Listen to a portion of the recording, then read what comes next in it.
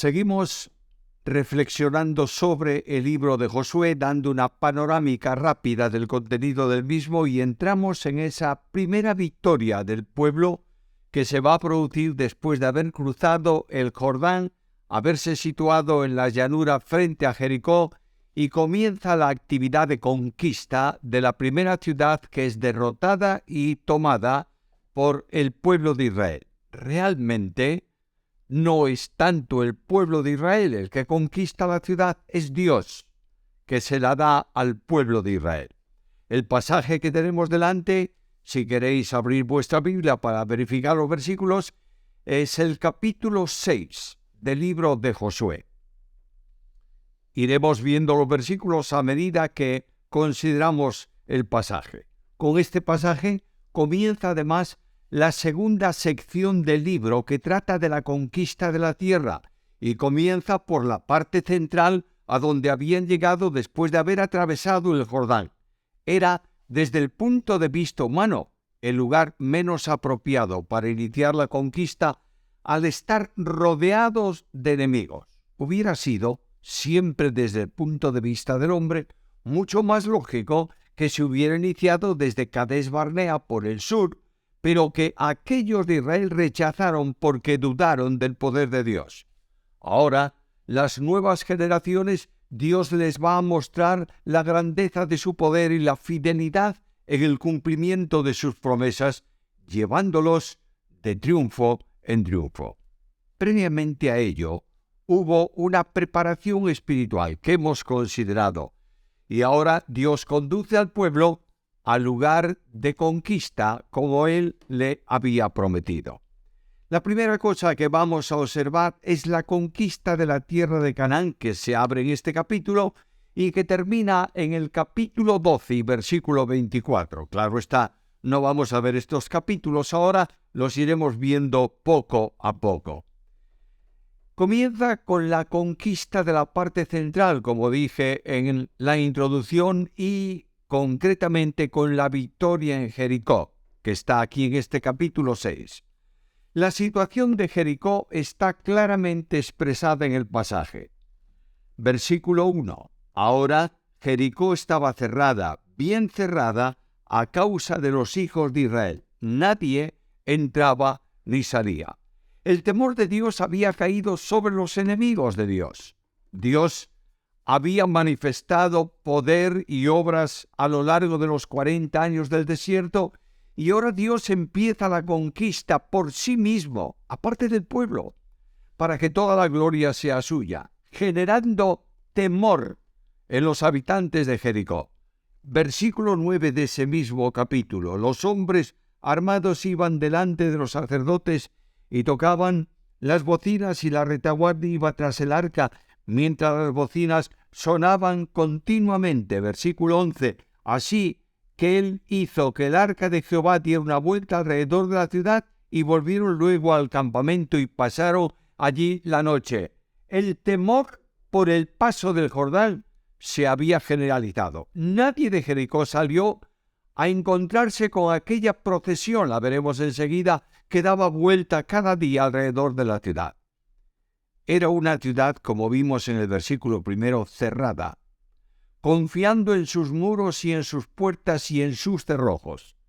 Las fuerzas del mal habían sido derrotadas por Dios para que su pueblo vaya de triunfo en triunfo. Y aquí debemos empezar ya con una aplicación espiritual. Hay obstáculos en la vida cristiana que van a aparecer siempre. El creyente tendrá oposición cuando quiera realizar su vocación celestial. El obstáculo, en ocasiones, parecerá una fortaleza inexpugnable.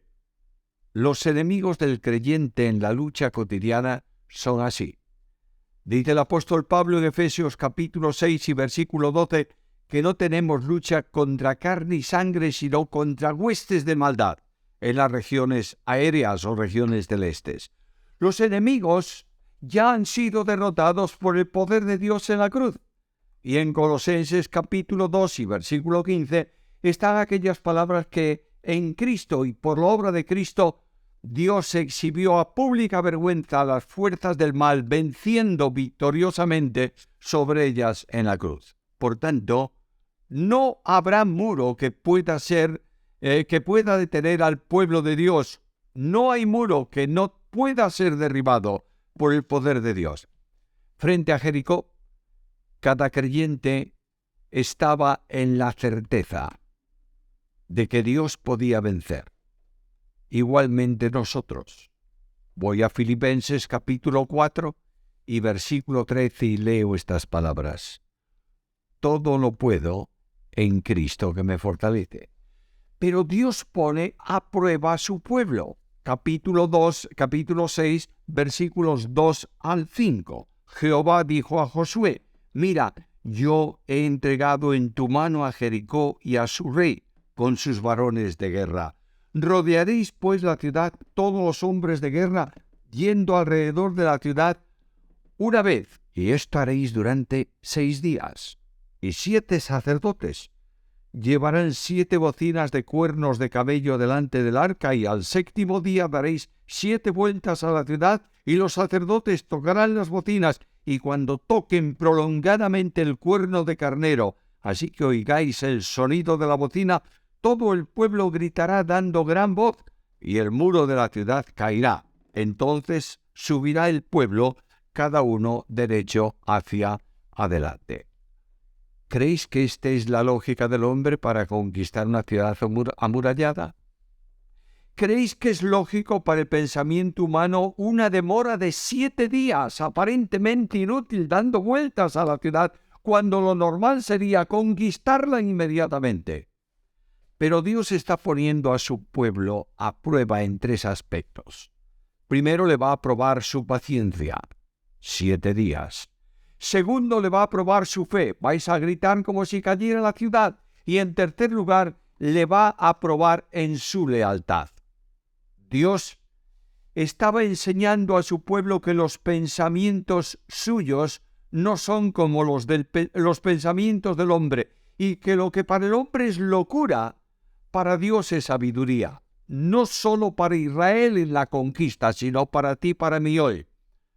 La Biblia dice que la palabra de la cruz es locura para los que se pierden. Y Pablo enseña que la sabiduría del mundo es locura para Dios. Hay un aliento para ese tiempo de prueba. Miremos de nuevo el versículo 2. Jehová dijo a Josué, yo he entregado en tu mano a Jericó y a su rey con todos los varones de guerra. La promesa de Dios es esta. Yo he entregado. Pero es una promesa futura, expresada en tiempo pasado. Dios no quebrantará su promesa, y el pueblo está siendo ejercitado en la paciencia, dando vueltas a la ciudad. De la misma manera, el cristiano debe ser ejercitado en la paciencia. Moisés lo fue 40 años en Madián. David, el ungido de Jehová, tuvo que vivir errante durante un largo tiempo. Pablo, el apóstol, estuvo inactivo hasta que Bernabé lo fue a buscar en Tarso y lo presentó a los apóstoles. Esta es también mi necesidad, nuestra necesidad. La paciencia os es necesaria. Pablo enseña esto continuamente. Es necesario que aparezcan los obstáculos para que vengan las pruebas, las dificultades en la vida cristiana, que son elemento de bendición, mediante las cuales Dios actúa para fortalecer nuestra fe. Esta paciencia produce un carácter probado que descansa solo en el poder de Dios. En ocasiones nos preguntamos el porqué de las dificultades y pruebas, sin darnos cuenta que son necesarias para nuestra fortaleza espiritual. Es la enseñanza de Santiago, cuando dice, y también de Pedro, que estemos satisfechos cuando estemos rodeados de distintas pruebas, porque estas pruebas van a producir en nosotros una perfección, una madurez espiritual. Van a producir un carácter probado y podemos ser instrumentos usados por Dios para su gloria. Hay plenitud que se alcanza en las pruebas y en la paciencia, de modo que no nos falte cosa alguna. La sabiduría para entender el porqué de la prueba no va a venir de otro que de Dios. Y Santiago me dice en el capítulo 1 y versículo 5 que si tienes falta de sabiduría, ¿para qué? Porque hay algunos que entienden que si yo si no soy demasiado listo, le pido a Dios el... No. El texto está hablando de pruebas. Si tú tienes un problema, no eres capaz de saber por qué vino la prueba, pregúntale a Dios. Pregúntale por qué. Algunos dicen, nunca preguntes a Dios el por qué, sino el para qué. Bueno, me parece muy bien que un hombre de mucha fe pregunta a Dios el propósito de la prueba. Yo tengo mucha menos fe y quiero preguntarle por qué viene la prueba. No me va a contestar, pero me va a alumbrar el espíritu íntimo de mi conocimiento para saber que la prueba la ha permitido Él. La prueba de la fe está aquí en el versículo 5.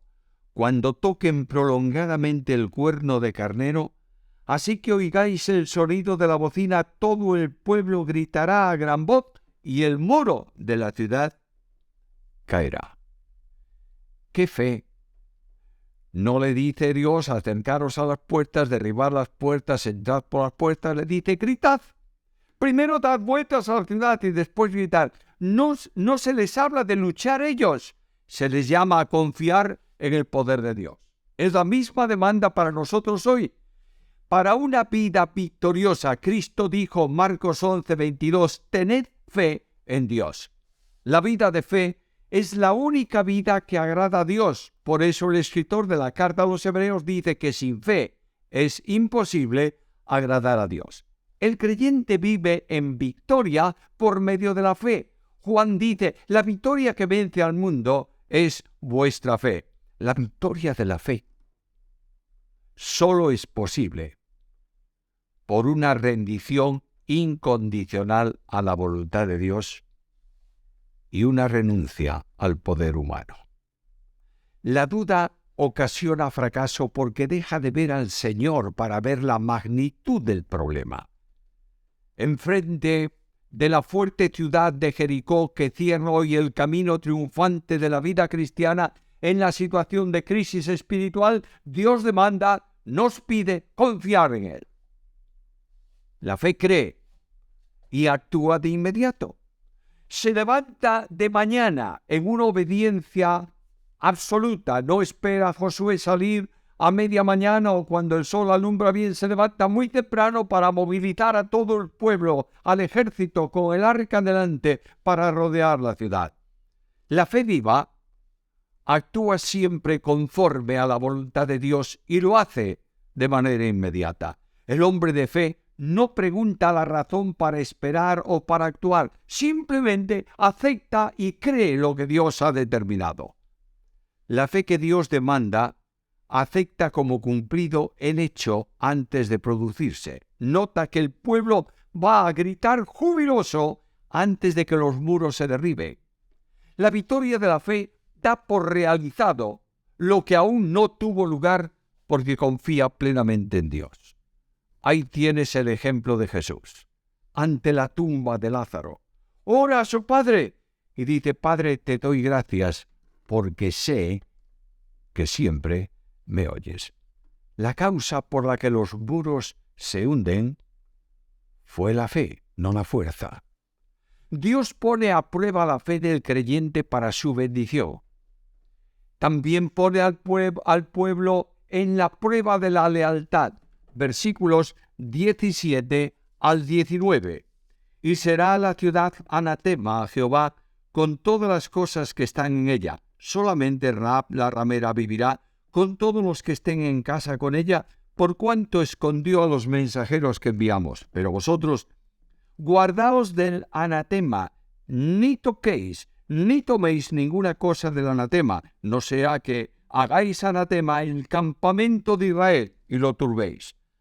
Mas toda la plata y el oro y los utensilios de bronce y de hierro serán consagrados a Jehová y entrarán en el tesoro. Dios ordena la destrucción de los habitantes de aquella ciudad. Dios, como el príncipe del ejército, establece parámetros y dispone del botín de conquista porque era suya. Dios, la razón que nos da para hacer las cosas, según todas las abominaciones que ellos habían hecho, es que tenían que destruir todas aquellas personas, por una razón, para que no os enseñen la práctica de sus pecados y pequéis contra Jehová vuestro Dios. Deuteronomio capítulo 10, versículo 18. Algunos preguntan, ¿cómo es posible que Dios haya mandado destruir a todas aquellas personas de aquellas ciudades, de aquel territorio, incluyendo los niños? La razón que Dios tiene es que ellos han practicado perversidades por siglos, y si alguien queda de aquellos, enseñaría a los de su pueblo a practicar los mismos pecados. Dios limpia para bendecir a los suyos. El guerrero divino era el vencedor y le correspondía el botín de la batalla, por eso él toma todo el botín y lo distribuye. La ciudad, con todo lo que tenía, debía considerarse como anatema, una parte como maldición, la otra como propiedad de Dios para uso divino. Había mucha riqueza aprovechable en Jericó, pero la lealtad exigía obediencia. La vida victoriosa está basada en la obediencia que conduce a la victoria. Mira el ejemplo de Jesús, el cual, siendo en forma de Dios, no estimó el ser igual a Dios como cosa que aferrarse, sino que se despojó a sí mismo tomando forma de siervo, hecho semejante a los hombres, y estando en la condición de hombre se humilló a sí mismo, haciéndose obediente hasta la muerte y muerte de cruz. Obediencia, resultado. Por lo cual Dios también lo exaltó hasta lo sumo y le dio el nombre que es sobre todo nombre, para que en el nombre de Jesús se doble toda rodilla de los que están en el cielo y en la tierra y debajo de la tierra, y toda lengua confiese que Jesús es el Señor. Victoria después de la obediencia. Dios está en medio de su pueblo. Mirad el versículo 9. Los hombres armados irán delante de los sacerdotes que tocan las bocinas, y la retaguardia iba tras el arca mientras las bocinas sonaban continuamente. Ahora observa esto. Antes de la entrada en la tierra, el arca iba delante a una distancia determinada. Ya no es como el paso del Jordán, donde el arca iba 2000 codos por delante del pueblo, capítulo 3, versículo 4.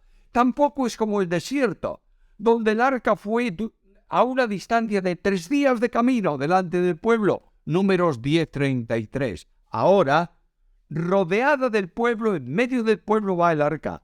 Su presencia es posible porque el pueblo pasó por un proceso de reforma espiritual, comenzando por la circuncisión en Gilgal, la santificación de vida y la obediencia. El resultado solo podía ser victoria. Y aquí venimos a otra importante aplicación espiritual. Dios hoy está en medio de su pueblo como su lugar personal. Cuando abres el libro de Apocalipsis en el capítulo 1 y lees la descripción majestuosa de Jesucristo, notarás que se presenta de esta misma manera. Y la enseñanza de Jesús es esta de centralidad en medio de su pueblo. En Mateo capítulo 18, versículo 20 dice: yo estoy con vosotros todos los días hasta el fin del mundo. La descripción de Apocalipsis de Cristo es que tenía ropa larga hasta los pies, que habla del ministerio sacerdotal del Señor. Tiene ojos como llama de fuego, el poder vigilante de Dios. Tiene pies como bronce, de juicio sobre los enemigos. El ministerio poderoso en la iglesia solo es posible porque las estrellas, el ministerio, las iglesias están en la mano del Señor. Dios, en medio de su pueblo, habla de provisión de comunión. Para ellos es precisa una vida santa para poder tener comunión con Dios. La ilustración del lavamiento de los pies a Pedro es un notable ejemplo.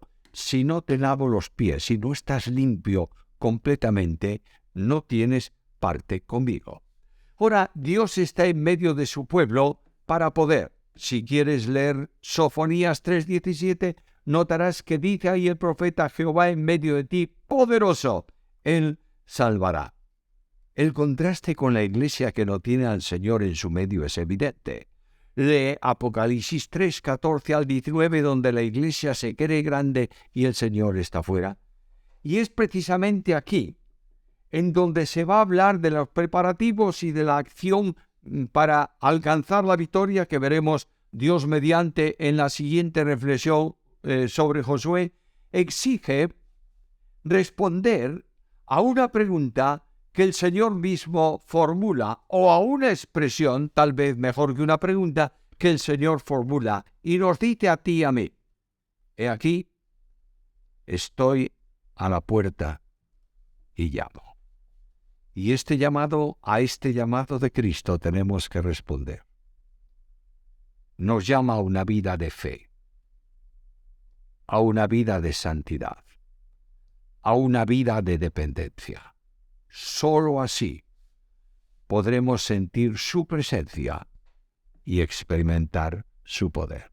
Que Él nos permita atender a su llamado.